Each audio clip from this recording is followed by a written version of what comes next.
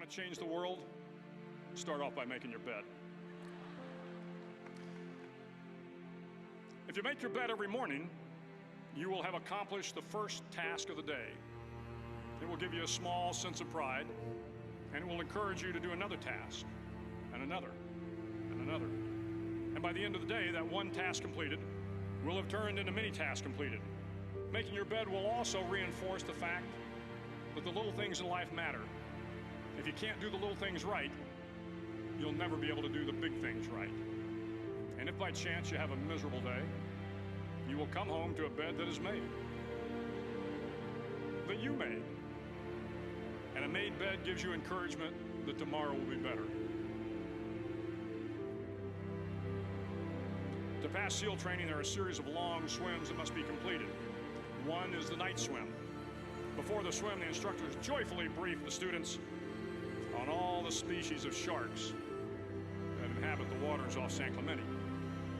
They assure you, however, that no student has ever been eaten by a shark, at least not that they can remember.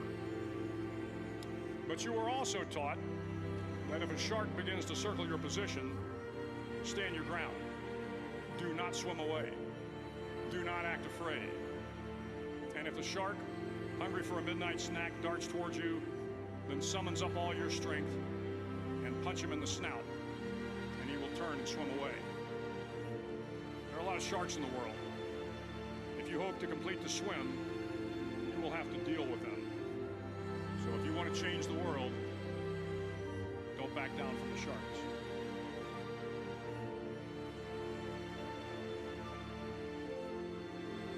The 9th week of training is referred to as Hell Week. It is 6 days of no sleep, constant physical and mental harassment, and one special day at the Mud Flats.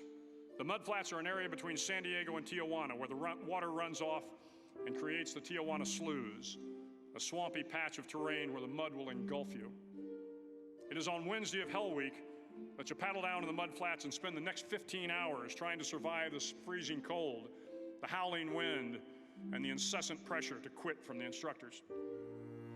As the sun began to set that Wednesday evening, my training class, having committed some egregious infraction of the rules, was ordered into the mud. The mud consumed each man till there was nothing visible but our heads. The instructors told us we could leave the mud if only 5 men would quit. Only 5 men, just 5 men, and we could get out of the oppressive cold. Looking around the mud flat, it was apparent that some students were about to give up. It was still over 8 hours till the sun came up. 8 more hours of bone-chilling cold. The chattering teeth and the shivering moans of the trainees were so loud, it was hard to hear anything. And then one voice began to echo through the night. One voice raised in song. The song was terribly out of tune, but sung with great enthusiasm. One voice became 2, and 2 became 3, and before long, everyone in the class was singing. The instructors threatened us with more time in the mud if we kept up the singing, but the singing persisted, and somehow the mud seemed a little warmer, and the wind a little tamer, and the dawn not so far away.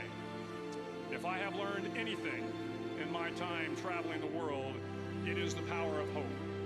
The power of one person, a Washington, a Lincoln, King, Mandela, and even a young girl from Pakistan, Malala.